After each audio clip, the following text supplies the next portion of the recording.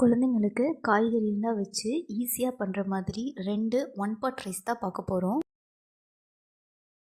First carrot பட்டாணி சாதம். முதல்ல தேவையான அளவு அரிசி, பாசிப்பருப்பு ரெண்டையுமே 1 மணி நேரம் போல் ஊற வச்சு எடுத்திருக்கேன். அதை ஒரு 2லேருந்து 3 முறை நல்லா கழுவி எடுத்துக்கோங்க. அடுப்பில் ஒரு குக்கர் வச்சு அது காஞ்சதும் கொஞ்சோண்டு ஆயில் ஆட் பண்ணிக்கோங்க. எண்ணெய் காஞ்சதுக்கப்புறம் அதில் 1/2 டீஸ்பூன் சீரகம் சேர்த்துக்கோங்க. சீரகம் நல்லா பொரியணும். சீரகம் பொரிஞ்சதுக்கப்புறம் அதில் குட்டி குட்டியாக கட் பண்ணி வச்சுருக்க பூண்டு, கருவேப்பிலை ஆட் பண்ணிக்கோங்க.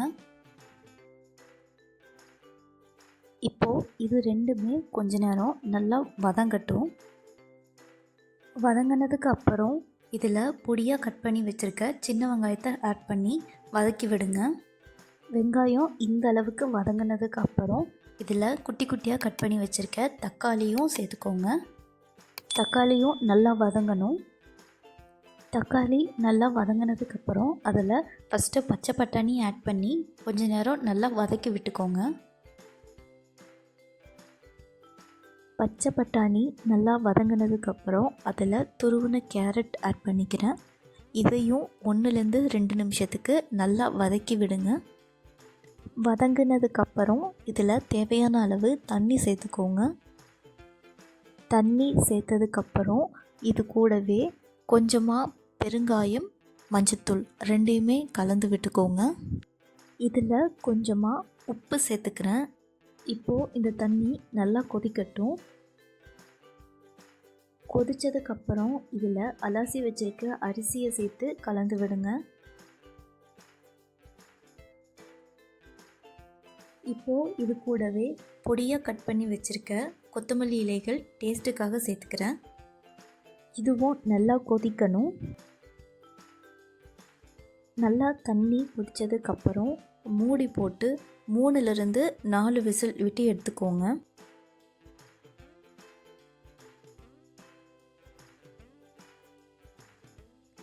கடைசியாக இது குழந்தைங்க சாப்பிட்ற அளவுக்கு நல்லா மசிச்சு எடுத்துக்கோங்க.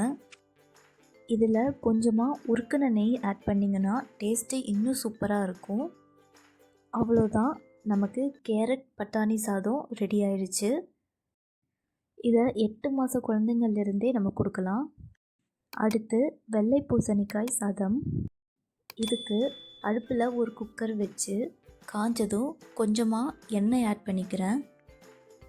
இதில் கொஞ்சமாக சோம்பு, கொஞ்சோண்டு ஜீரகம் ரெண்டையுமே ஆட் பண்ணி பொரியிற அளவுக்கு விட்டுருங்க.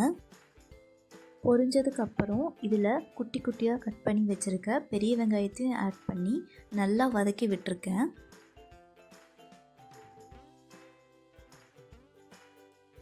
இப்போது இது கூடவே குட்டி குட்டியாக கட் பண்ணி வச்சுருக்க கருவேப்பிலை இலைகளையும் நான் சேர்த்துக்கிறேன். இதையும் நல்லா வதக்கிக்கணும். இது கூட குட்டி குட்டியாக கட் பண்ணி வச்சுருக்க தக்காளி பழங்களையும் நான் சேர்த்துக்கிறேன். தக்காளி நல்லா இந்த அளவுக்கு வெந்து வரணும். இது கூட பொடியாக கட் பண்ணி வச்சுருக்க வெள்ளை பூசணிக்காய் ஆட் பண்ணிக்கிறேன். இது தோல் எடுத்துட்டு நான் குட்டி குட்டியாக கட் பண்ணி வச்சுருக்கேன். இதையும் 1 நிமிஷம் போல் வதக்கிட்டு இதுக்கு தேவையான அளவு தண்ணி சேர்த்துக்கோங்க. இப்போது இதில் கொஞ்சமாக மஞ்சத்தூள், கொஞ்சமாக கரம் மசாலா ஆட் பண்ணியிருக்கேன். கரம் மசாலா ஆப்ஷனல் தான், உங்களுக்கு விருப்பம் இல்லைன்னா நீங்கள் சேர்த்திக்க வேணாம். இப்போது தண்ணி நல்லா கொதிக்கணும். தண்ணி கொதித்ததுக்கு அப்புறம் அதில் கழுவி எடுத்து வச்சுருக்க அரிசி, பருப்பு ரெண்டையுமே நான் ஆட் பண்ணி நல்லா கலந்து விட்டுக்கிறேன். இதுக்கு தேவையான அளவு உப்பு சேர்த்துக்கிறேன்.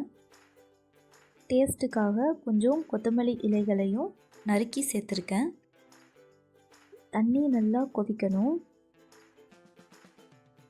கொதித்ததுக்கப்புறம் மூடி போட்டு 3லேருந்து 4 விசில் விட்டு எடுத்துக்கோங்க. இதை நல்லா மசிச்சு எடுத்துக்கிறோம். கடைசியாக கொஞ்சம் நெய் ஆட் பண்ணிங்கன்னா இதோட டேஸ்ட்டும் இன்னும் சூப்பராக இருக்கும். அவ்வளோதான், டேஸ்டியாக ஹெல்த்தியாக வெள்ளை பூசணிக்காய் சாதம் ரெடி. குழந்தைங்களுக்கு கொடுக்க வேண்டிய உணவில் ரொம்பவே முக்கியமானது கேரட். கேரட்டு கண்ணுக்கு ரொம்ப ரொம்ப நல்லது. அதனால் குழந்தைங்களோட டயட்டில் கண்டிப்பாக ஆட் பண்ணிக்கணும். இதில் ஆட் பண்ணியிருக்க பச்சை பட்டாணியும் குழந்தைங்களோட நோய் எதிர்ப்பு சக்தியை அதிகப்படுத்தும். அண்ட் 2வது சாதத்தில் ஆட் பண்ணியிருக்க வெள்ளை பூசணிக்காய் செரிமானத்தை அதிகப்படுத்துறதுக்கு யூஸ்ஃபுல்லாக. இந்த மாதிரி ஹெல்த்தி ரெசிபீஸுக்கு சேனலை சப்ஸ்கிரைப் பண்ணிக்கோங்க.